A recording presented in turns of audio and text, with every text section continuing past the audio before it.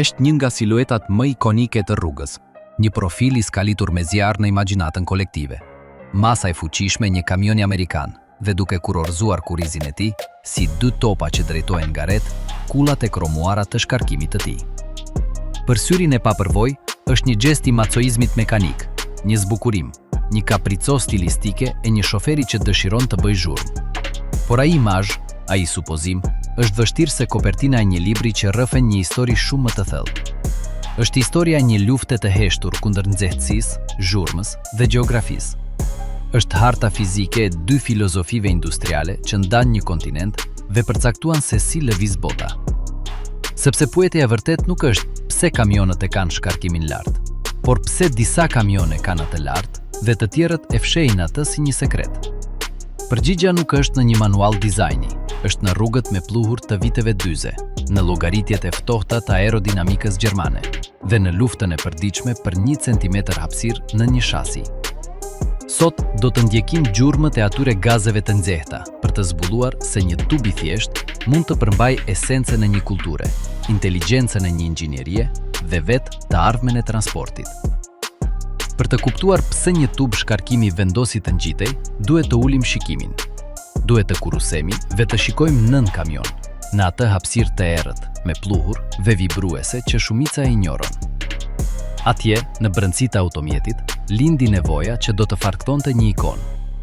Ky kapitull nuk është vetëm për një pjesë metali, është për një akt dëshpërimi inxhinierik që u kthie në një britmë identiteti.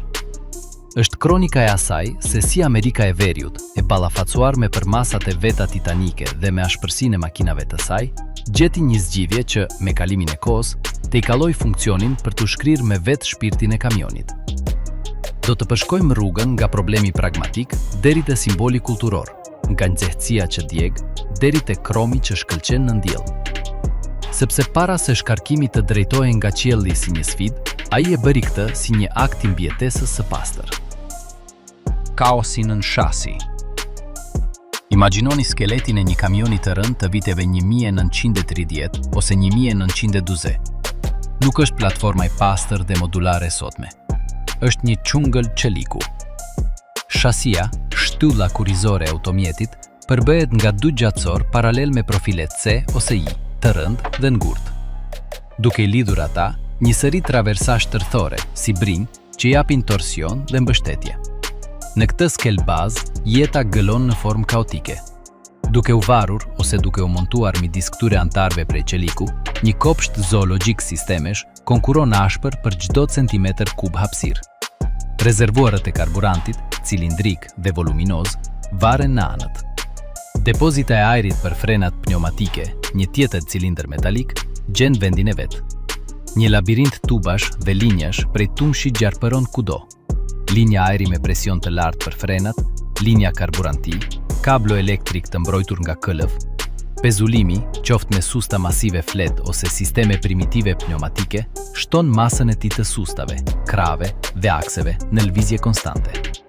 Kutja e transferimit, transmisionit dytësor, akset e transmisionit që rrotullohen me shpejtësi frenetike, është një univers mekanik në vlim. Dhe në mes të këtij kaosi të organizuar, lind problemi: sistemi i shkarkimit. Në origjinën e tij, ishte një tub i thjesht që dilte nga kolektori i shkarkimit të motorit dhe gjarpëronte duke kërkuar një dalje të pasme ose anësore. Por ky nuk ishte një tub çfarëdo, ishte kondukti i një feri. Motorët naftë të kohës, edhe pse më pak efikas se ata aktualët, nxjerrnin gaze djegie në temperatura që mund të kalonin, pa probleme, 600 ose 700 gradë Celsius. Ai tub, i skuqur flak ose afër kësaj, ishte një organ vital i sëmurë, një antar që rrezatonte një efe vdekje prurëse. Vendosja e tij në rremuin e poshtme ishte ftesë për katastrofë. Rreziku i zjarrit ishte konstant. Një linjë karburanti që zbutet dhe shpohet, një kablo që humbet izolimin e tij, një grumbullim gjethesh ose ndyre, çdo gjë e ndezme që prekte atë tub incandescent mund të shkaktonte një katastrofë. Përveç kësaj, nxehtësia mbetse rriste temperaturën e gjithë mjedisit, duke ndikuar negativisht në komponentë të tjerë, si karburanti në rezervuar ose efikasiteti i sistemeve pneumatike. Shkarkimi nën shasi nuk ishte një zgjidhje, ishte një bombë me sahat, një problem fundamental që bërtiste për një zgjidhje radikale. inxhinieria kishte nevojë ta nxirrte atë dragu zjarri nga shpela e tij e bllokuar. Kishte nevojë t'i jepte ajër, hapësirë dhe mbi gjitha ta largonte nga çdo gjë tjetër. Dhe kështu, shikimi, pothuajse duke përjashtuar të tjerat, filloi të ngjitej. Por nxjerrja e tij nga poshtë nuk zgjidhte vetëm problemin e nxehtësisë. Ishte përgjigje ndaj një armiku tjetër, po aq të pamëshirshëm, vetë rrugës. Guri, puse dhe rrugë dheu. Për të kuptuar arsyenë vijuese, duhet të harroni autostradat e asfaltuara, të lmuara dhe të parashikueshme. Mendoni për arteriet e Amerikës së Veriut në gjysmën e parë të shekullit 20. Rrugë dytësore që ishin pak më shumë se shtigje dheu të ngjeshur, të pëshkuara nga huli të thella. Shtrime primitive që çaeshin dhe lironin gur të lirshëm. Rrugë që përballë shiut ktheheshin në mjedise balte tradhtare ose përmbuteshin në vaun e lumenjve. Mjedisi operativ i një kamioni ngarkese ishte në rastin më të mirë armiqësor. Në rastin më të keq ishte një fushë beteje.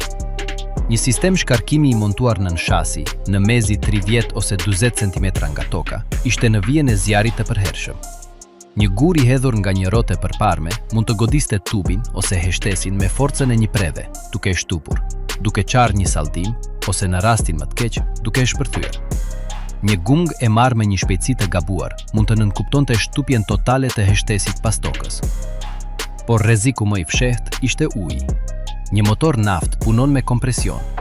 Nëse uji hynte në cilindrat, ai nuk komprimet si ajri, është i pakomprueshëm. Rezultati është një bllokim hidraulik. Pistoni, në garën e tij ngjitse, gjen një pengesë lëngu që nuk mund ta kalojë. Krahu i pistonit paloset. Vllashi i motorit pëson një goditje brutale dhe motori vetë shkatërohet në një çast. Një shkarkim i ulët, veçanërisht nëse kishte një pikë të ulët ose një dalje të pasme të drejtuar poshtë, ishte një tub marrjeje i përsosur për ujë. Gjatë kalimit të një puce të thellë, uji mund të thithje brenda nga efekti i vetë dëbimit të gazeve dhe vakumit pasues, duke udhëtuar nëpër tub drejt motorit. Ishte një dënim me vdekje i heshtur dhe i papritur. Ngritja e shkarkimit zgjidhte këto tre probleme me një lëvizje të vetme gjeniale. Duke e quar atë vertikalisht në anën e kabinës ose pas saj, ai vendosej në siguri. Gurët nuk e arrinin më atë. Gungat dhe pengesat e tokës meteshin shumë poshtë. Dhe pika e daljes, tani në 2 metra ose më shumë mbi tokë, ishte e sigurt nga të gjitha përmbutjet, përveç atyre biblike. Nuk ishte një çështje stili, ishte një çështje qëndrueshmërie dhe besueshmërie. Ishte logjika e pastër e strehimit ajror. Nëse toka është armiku yt, shpëto drejt lartësisë. Megjithatë, kishte një tjetër armik, edhe më depërtues se uji dhe më konstant se gurët, nga i cili duhej gjithashtu shpëtuar. Një armik që nuk sulmonte kamionin, por njeriun që ngjiste atë. Zhurma. Screaming Jimmy dhe beteja kundër zurmes. Him tani në një territor legjendar, në zemrën sonore të një ere mekanike. Për të kuptuar forcën tjetër shtuese të shkarkimit vertikal, duhet të prezantojmë një protagonist të paharrueshëm. Motorin Detroit Diesel me 2 kohë. Të pagazuar me dashuri dhe me saktësi Screaming Jimmy, Jimmy Ulëritës, këta motor jo vetëm që shtun industrinë e Amerikës së Veriut, ata e kënduan atë, ose më mirë, e bërtitën me një zë rrëqethës. Funksionimi i tyre ishte ai që i bënte unik dhe zhurmshëm. Ndryshe nga një motor naft konvencional me 4 kohë, marrja, kompresimi, djegja, shkarkimi, ai me 2 kohë e përfundon ciklin në vetëm 2 lëvizje të pistonit. Marrja dhe shkarkimi nuk bëhen përmes valvulave në kokën e cilindrit, por përmes dritareve, vrimave në muret e cilindrit, që pistoni i zbulon dhe i mbulon gjatë ngjitjes dhe zbritjes. Për të larë gazet e djegura dhe për të futur ajër të pastër, ata përdorin një kompresor pastrimi, një blower ose frurës, që detyron ajrin me presion në karter dhe përmes dritareve. Ky proces është jashtëzakonisht i shpejtë dhe më pak i rafinuar. Rezultati akustik ishte një kakofoni mekanike e një bote tjetër. Tingulli i fryrësit, një fishkëlim e mpreth dhe konstante, përzihej me shpërthimet e cilindrave që ndodhnin me 2 fishin e frekuencës se në një motor me 4 kohë me matësi të ngjashme. Një Detroit Diesel 8V 71, 8 cilindra në V prej 71 inç kub zhvendosje për cilindër, nuk tingëllonte si 8 cilindra. Për shkak të ciklit të tij frenetik me 2 kohë dhe tonit të tij të paimitueshëm, përveshjen e njeriut tingëllonte sikur të ishin 16 vjet. Ishte një raptim e rregullt, metalike, empreth dhe depërtuese. Një tingull që mbushte kilometra përreth dhe futej në kabinë përmes të gjitha hapësirave. Këtu linte tensioni. Prodhuesit dhe shoferët kishin nevojë ta heshtnin atë bish sonore. Por heshtësit e kohës ishin pajisje të thjeshta që funksiononin me thithje dhe pasqyrim të tingullit, duke krijuar kundërpresion.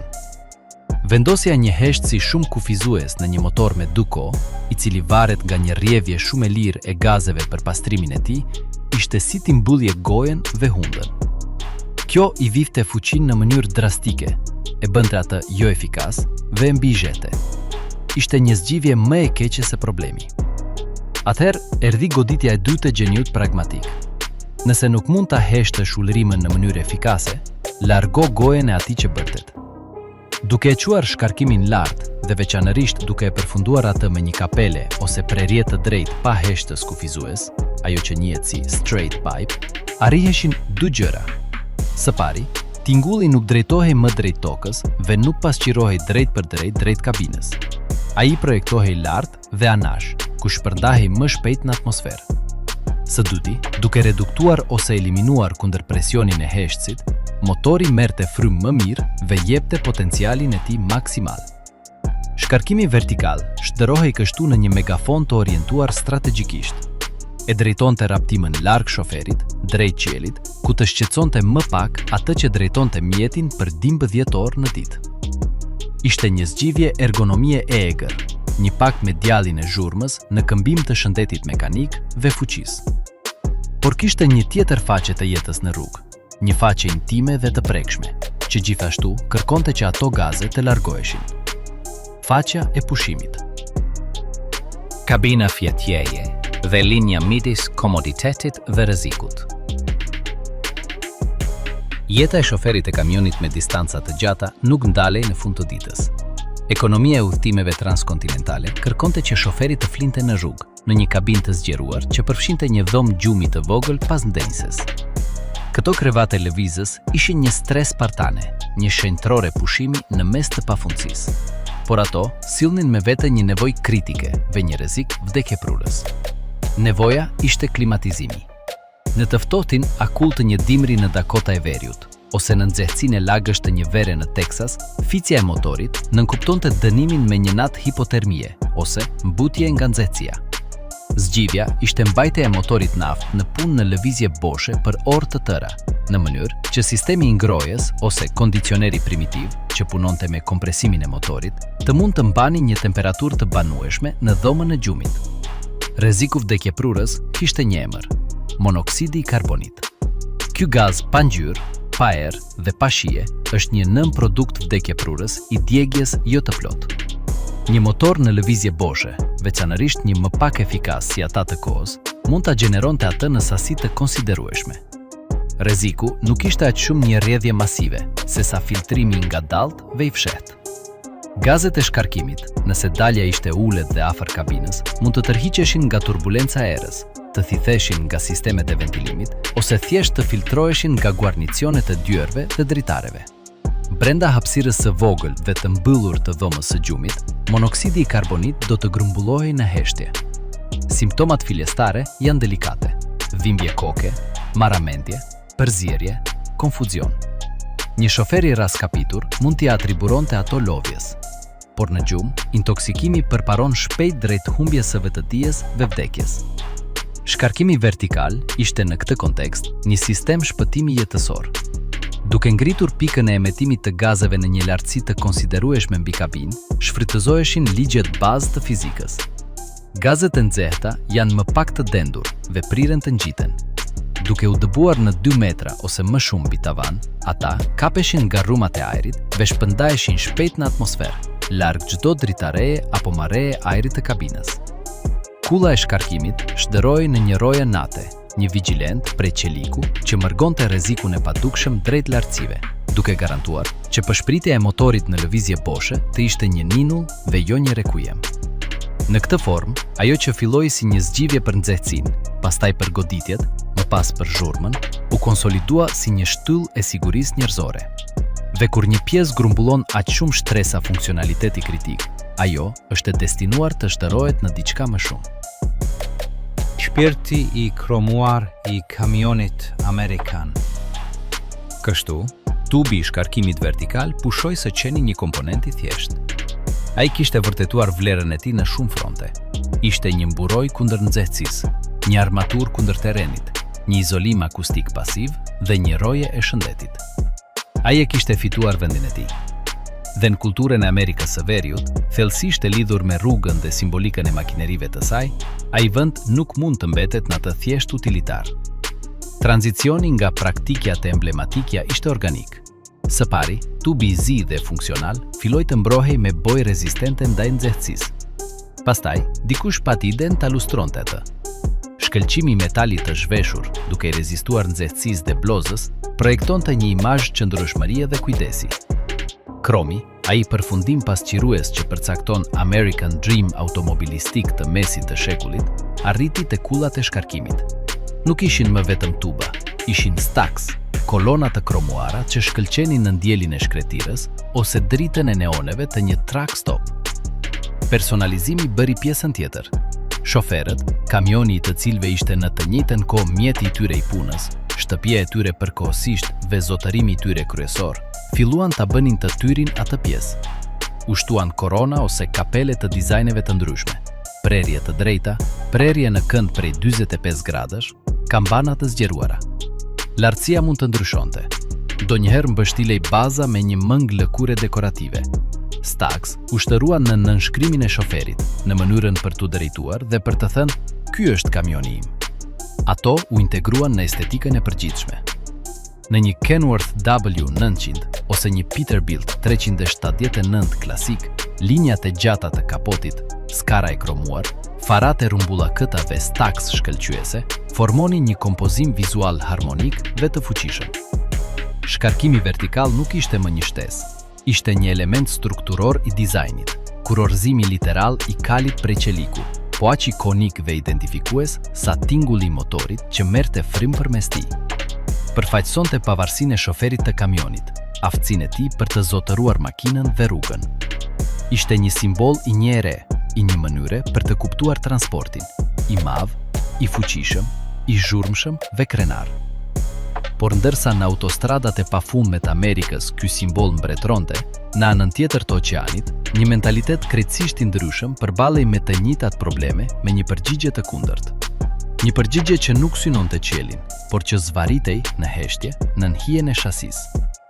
Atje, ku rrugët kishin 1000 vjet vjetërsi dhe hapësira ishte një luks i paarritshëm, efikasiteti nuk matej në inç kromi, por në milimetra të rezistencës aerodinamike dhe në qindarka të kursiera për kilometër.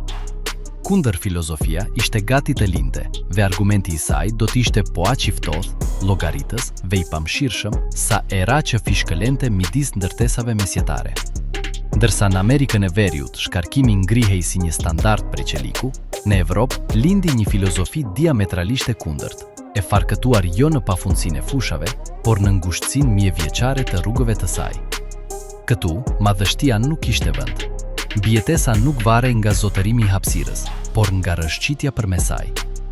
Ky kapitull është historia e asaj kundër filozofie, një rrëfim i nxitur jo nga krenaria e simbolit, por nga tirania e fizikës dhe vrazhdësia e ekonomisë. Është kronika e asaj se si Evropa, e shtrënguar nga historia dhe gjeografia e saj, u detyrua të shpikte një kamion ndryshe, dhe se si ajo shpikje nxiti një obsesion për efikasitetin që do të përfundonte duke ripërcaktuar industrinë botërore. Këtu, shkarkimi nuk është një kull, është një pëshpëritje. Nuk është një ulërim identiteti, është një llogari e ftohtë në një flet bilanci. Le të hyjmë në botën ku aerodinamika është mbretëresh dhe çdo fryrje është një mëkat vdekjeprurës. Rrulet e mesjetës dhe kabinat e avancuara. Për të kuptuar logjikën evropiane, duhet të braktisni mentalitetin e kufirit të hapur. Imagjinoni në vend të tij një peizazh të modeluar nga shekujt. Qytete që u rriten brenda mureve mesjetare, me rrugë që u projektuan për karroca, jo për gjysmërimorqio prej 16 metrash. Rreth rrotulime të përshtatura në centimetër. Tunele hekurudhore të shekullit 19, të konvertuara për trafikun rrugor, me harqet e ture prej guri të ulta dhe të palvishme. Ura historike me kufizime peshe dhe lartësia të shenjta. Në këtë kontekst, një kamion nuk është një titan i lirë. Është një ndërhyrës që duhet të kërkoj leje në çdo kthes. Në këtë skenë, shkarkimi vertikal i Amerikës së Veriut nuk ishte një simbol fuqie, ishte një ftesë për katastrofë. Du kulla metali që dilnin pothuajse gjysmë metri mbi tavanin e kabinës, shderoheshin në magnete për katastrofa. Një kthes e fortë në një hark guri mund të nënkuptonte shkuljen e dhunshme të gjithë sistemit të shkarkimit. Një tunel i ulët mund të shkatëronte kabinën. Madje edhe në manovrat e parkimit në kallata ngarkimit të vjetra, kullat mund të ngatëroheshin me tendat, strehet ose vinçat. Rreziku i dëmeve strukturore dhe riparimeve të kushtueshme ishte konstant vendalues. Përgjigjja evropiane ndaj këtij kufizimi të hapësirës nuk ishte përshtatja e shkarkimit, ishte rishpikja e kamionit nga e para. Lindi kështu kabina e avancuar, ose cab over engine, COE. Filozofia ishte brutalisht logjike. Nëse gjatësia totale e automjetit është e kufizuar me ligj, si në shumicën e vendeve evropiane, për të mundësuar manovrimin në ato rrugë të ngushta, çdo centimetër i asaj gjatësie duhet i kushtohet ngarkesës, jo mekanikës. Prandaj, motori vendoset poshtë kabinës, jo para saj. Shoferi ulet praktikisht mbi aksin e përparme. Ky konfigurim ndryshon gjithçka. Kabina është kompakte, një kub efikas që maksimizon hapësirën për rimorkion. Dhe në këtë kub nuk ka vend për kulla shkarkimi që ngjiten në anët e saj. Motori është aq i integruar dhe i mbulluar sa që nxjerrja e një shkarkimi vertikal do të kërkonte shpimin e dyshemesë së kabinës ose krijimin e frurjeve anësore voluminoze që përsëri do të vidhnin hapësirë të brendshme ose do të rritnin gjerësinë. Ishte një zgjidhje e parealizueshme. Shkarkimi atëherë nuk ishte rrugë tjetër, veç se të ndiqte të vetme në rrugë të disponueshme, drejt poshtë dhe drejt prapas, duke u fshehur në hapësirën tashmë të mbingarkuar në shasi. Por ajo që filloi si një imponim nga mungesa e hapësirës, shpejt u zbulua si një avantazh i paparashikuar në një fushë betejë krejtësisht të ndryshme: lufta kundër ajrit. Si një tub mund të kushtoj një pasuri në karburant. Nëse kufizimi evropian ishte fillimisht urban, shpejt u bë fizik dhe ekonomik. Dhe këtu hym në mbretërinë e aerodinamikës, shkencës që dikton se si një objekt lëviz përmes ajrit. Për një kamion që udhton me 80 km/h, ajri nuk është një mjedis i padukshëm. Është një mur i dendur, një balltë e padukshme që ofron rezistencë. Ajo rezistencë, e quajtur zvarritje, është armiku numër 1 i efikasitetit. Imagjinoni rrjedhën e ajrit mbi një kamion modern. Kur ai ecën përpara, ajri përplaset me pjesën e përparme të kabinës, ndahet dhe rrjedh mbi tavan dhe anët. Problemi kritik ndodh në pjesën e pasme të kabinës. Atje, ajri që u shkput nga sipërfaqet e tij ndeshët me një zbrasti, hapësira midis kabinës dhe pjesës së përparme të rimorkios. Kjo hapësirë është e nevojshme që njësia e artikuluar të kthehet, por nga ana aerodinamike është një zonë katastrofe.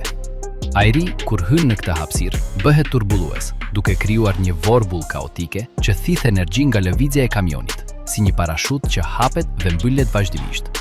Tani, prezantoni në këtë skenë një shkarkim vertikal.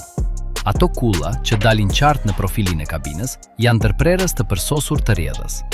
Ato veprojnë si shtylla të vogla në mes të një rryme. Ajri që rrjedh pastër në anën e kabinës përplaset me to, duke gjeneruar mini turbulenca dhe gjurmë vorbullash. Por efekti më i dëmshëm ndodh pikërisht në atë zonë kritike pas kabinës. Një shkarkim vertikal i vendosur aty vepron si një tyerës e re në miniaturë, duke kapur edhe më shumë ajër në zonën turbulluese, duke e penguar atë të rrjedh në mënyrë pak a shumë të rregullt, dhe, në feld, duke ngullur një spirancë në atë parashut ajri kaotik. Rezultati matet në bankën e karburantit.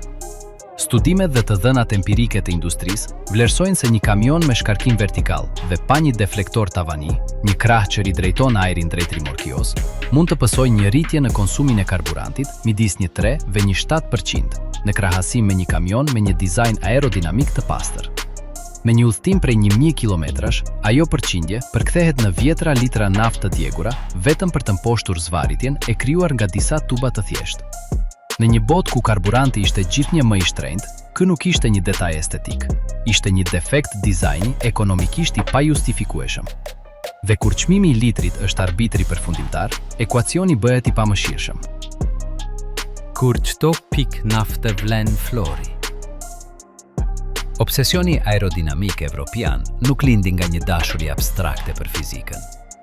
Lindi nga një realitet ekonomik gjakftohtë. Historikisht, dhe për shkak të taksave shumë të larta të destinura për të dekurajuar konsumin dhe për të financuar infrastrukturën, çmimi i naftës në Evropë ka qenë sistematikisht dyfishi ose më shumë se në Shtetet e Bashkuara.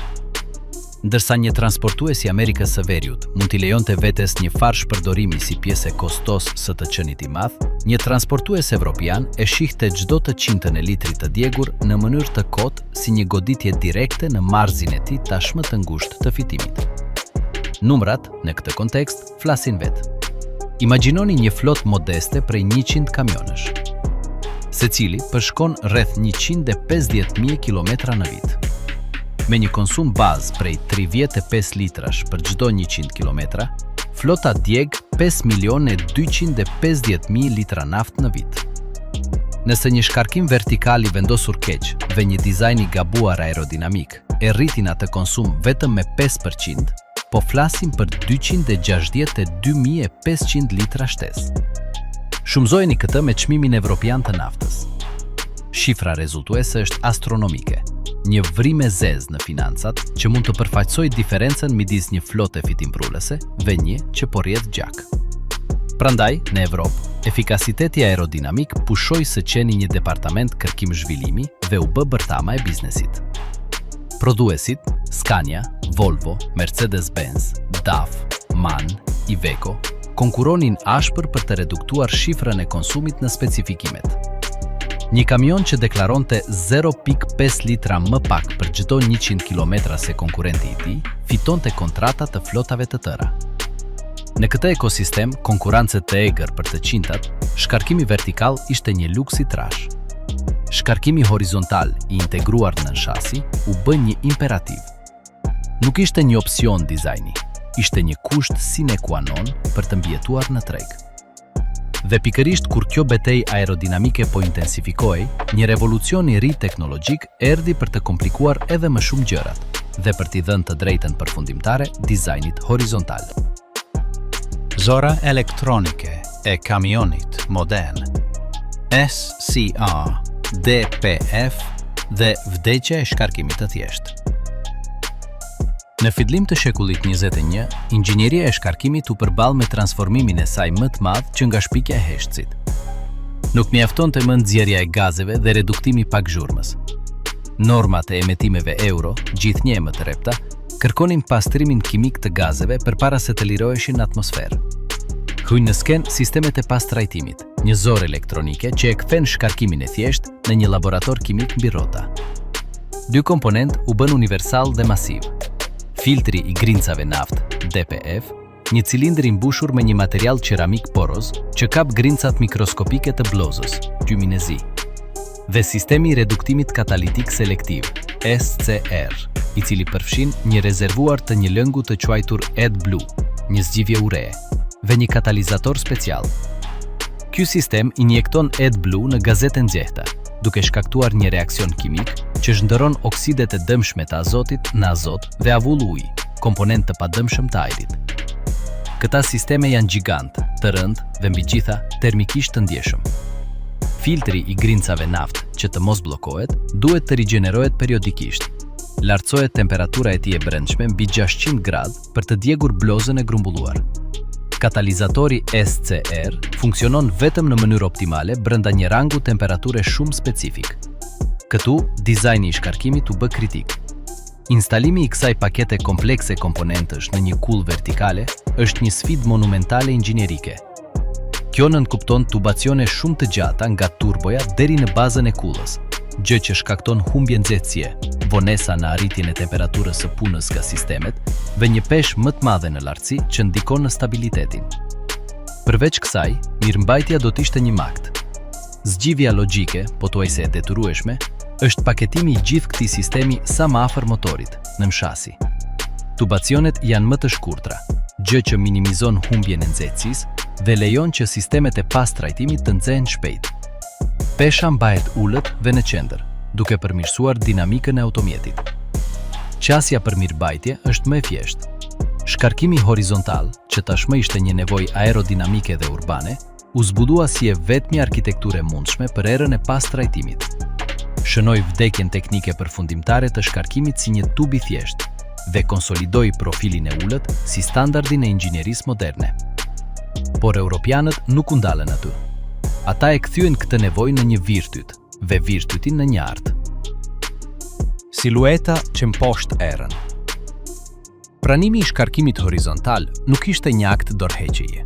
Ishte pika e nisjes për një kryqëzat të përsosmërisë aerodinamike. Prodhuesit europian filluan ta shohin kamionin jo si një grup pjesësh, por si një sistem unik, rendimenti i të cilit varrej nga harmonia e siluetës së tij me erën. Çdo fryrje, çdo qarje, çdo kënd i drejtë u bë një armik për të mposhtur. Kështu lindi një arsenal komponentësh të projektuar për të gdhendur rrjedhën e ajrit. Deflektori i tavanit u bë më i madh dhe i rregullueshëm, duke drejtuar ajrin nga lartësia e kabinës drejt tavanit të rimorkios. Mbrojtëset anësore u shfaqën në nduar, duke udhëhequr ajrin pastër rreth rrotave të përparme dhe hapësirës komplekse të akseve. Mbulimet aerodinamike për rrotat e pasme u bën të zakonshme, duke reduktuar vorbullën kaotike që gjenerojnë gomat e zbuluara. Pasqirat retrovizore u rishikuan me profile aerodinamike, ndonjëherë madje me deflektor të vegjël të tyre. Dhe në mes të këtij revolucioni, shkarkimi horizontal pushoi së qeni diçka për t'u fshehur. Ai u integrua. U projektuan dalje anësore të pastra shkarkimi, shpesh të orientuara drejt poshtë pas rrotave të pasme, ose të pasme të integruara në parakolp. Tubi u shkurtua, u drejtua dhe u paketua me elegancë. Qëllimi nuk ishte më vetëm shmangja e zvarritjes. Ishte krijimi një rrjedhe laminare, të butë dhe të rregullt, që të mbështillte kamionin me fërkimin më të vogël të mundshëm. Kjo betejë midis traditës vertikale dhe efikasitetit horizontal dukej se kishte kontinente mirë të përcaktuar. Por bota e globalizuar ka një mënyrë kurioze për të fshirë kufijtë. Dhe ajo që filloi si një imponim europian, filloi të futej në vetë shenjtëroren e shkarkimit të kromuar, duke detyruar gjigantët amerikan të menin një vendim që shumë puristë do ta konsideronin një tradhti. Logjika ekonomike dhe mjedisore, e armatosur me sistemet e pas trajtimit dhe çmimet e paqëndrueshme të karburantit, filloi të kalonte Atlantikun. Rezultati nuk do të ishte dorëzimi një kontinenti, por një përplasje epike, një hibridizim i detyruar dhe një e ardhme ku zgjedhja e tubit nuk do të fliste më vetëm për gjeografinë, por për një ekuacion global shumë më kompleks. Historia e shkarkimit të kamionit arrin në momentin e saj vendimtar jo me një përplasje, por me një konvergjencë të ngadaltë dhe të fuqishme. Të dyja filozofitë, ajo vertikale e Amerikës së Veriut dhe ajo horizontale europiane, nuk janë më të ndara nga një oqean, por përballen në çdo fletë specifikimesh të çdo prodhuesi global.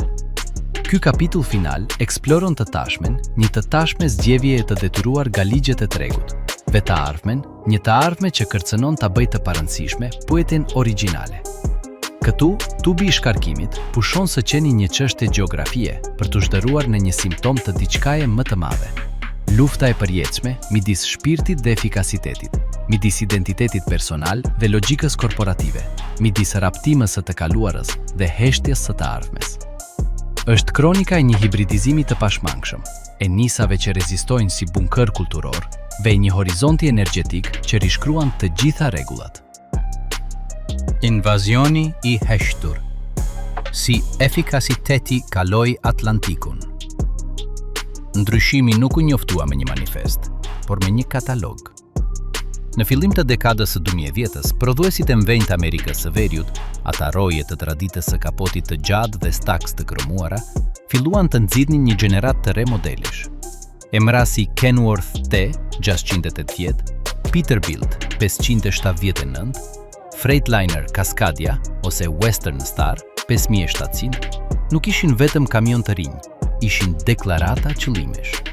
Dizajni i tyre ishte rrënjësisht i ndryshëm, kabina më të larta dhe të rrumbullakosura, deflektor gjigant tavani, mbrojtëse anësore dhe, ajo që ishte më zbuluese, shkarkimi horizontal i ofruar si konfigurim standard i fabrikës. Staks vertikale nuk u zhduken, ato u shndërruan në një opsion. Dhe në gjuhën e industrisë, kur një karakteristik ikonike kalon në të qenit opsionale, është sepse ajo ka humbur luftën tregtare. Arsyeja ishte një llogari ekonomike identike me atë që kishte dominuar Evropën për dekada, por që tani bëhej universale.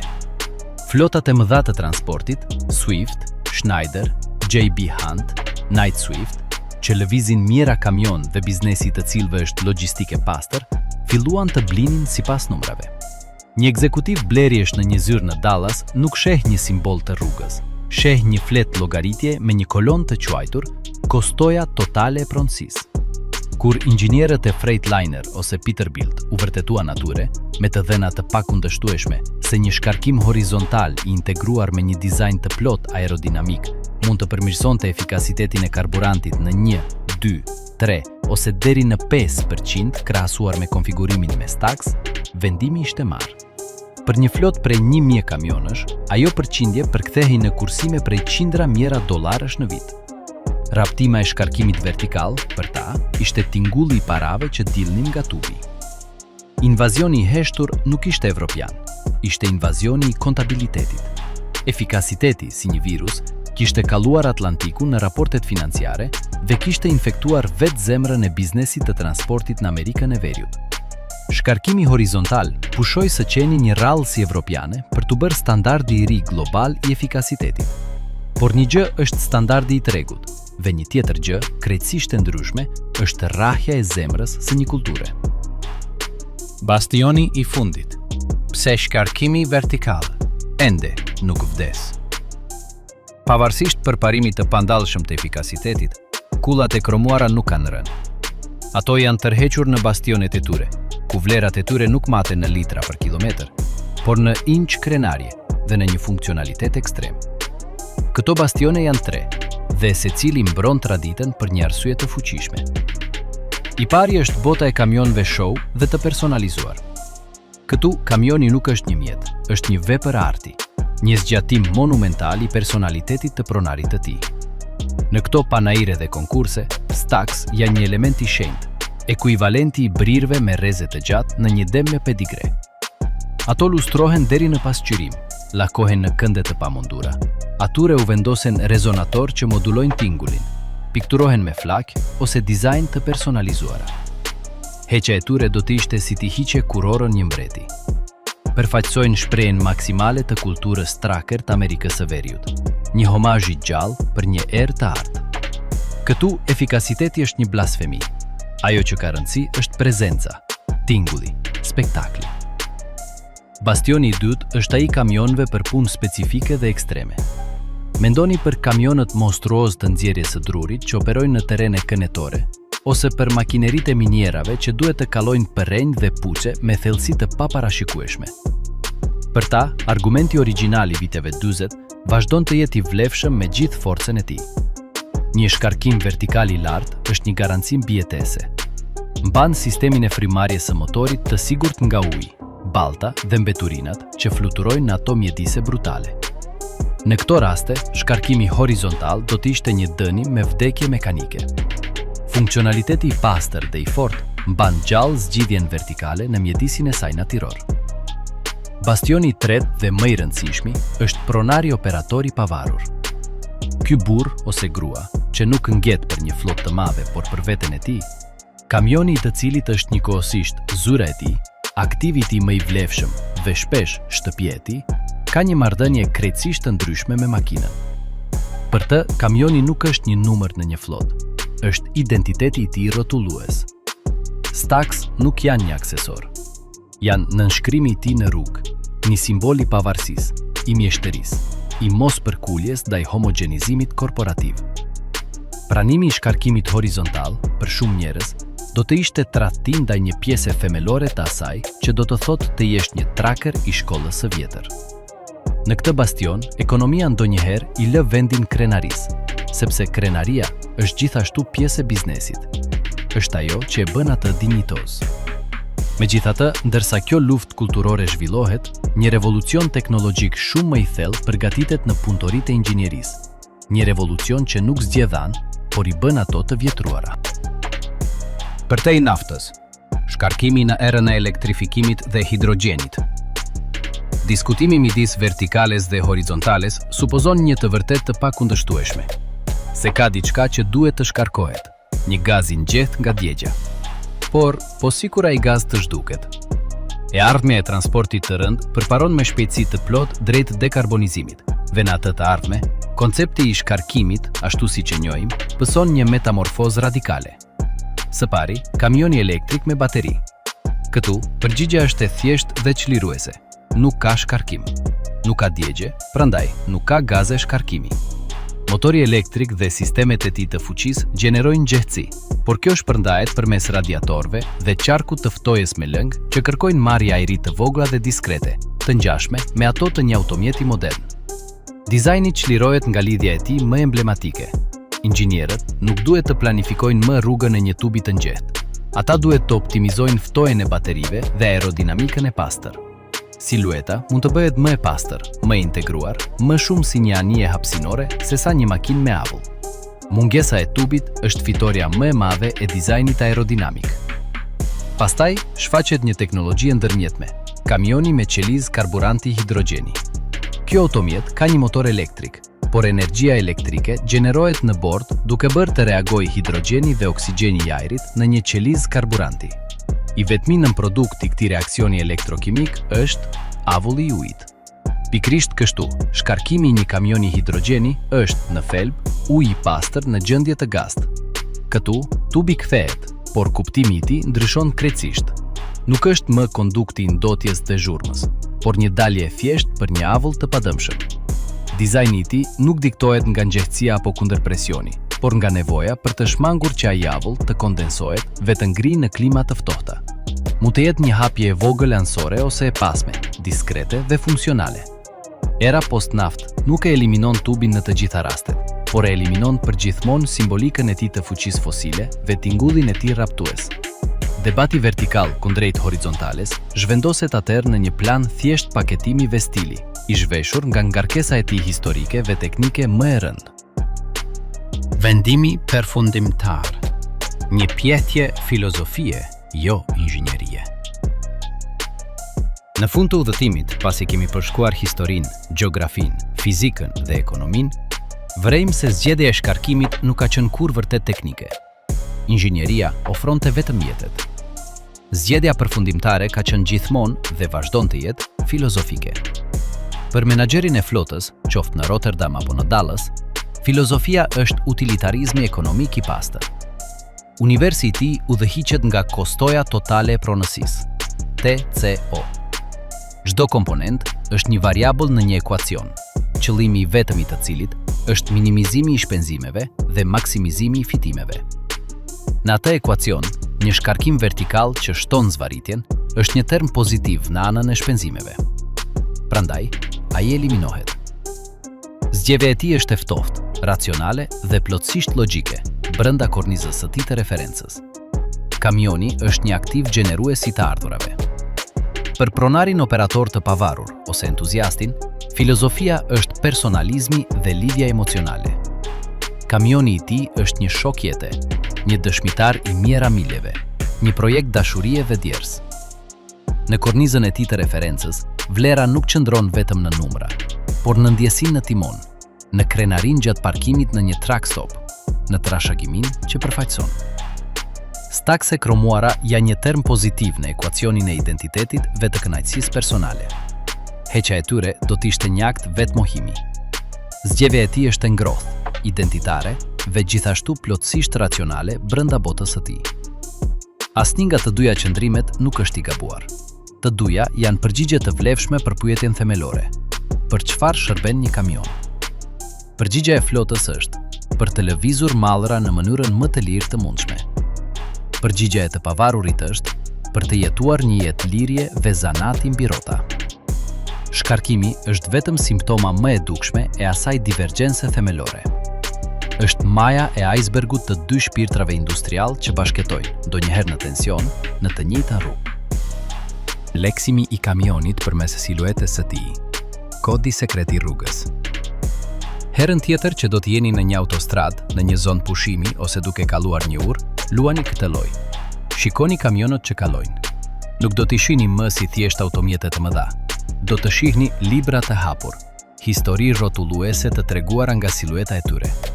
Nëse shihni një me shkarkim të lartë, të kromuar, që shkëlqen si një far prej qeliku të lustruar, që del pas një kabine të gjatë dhe me kënde, po shikoni më shumë se një kamion, po shihni një copë historie të gjallë.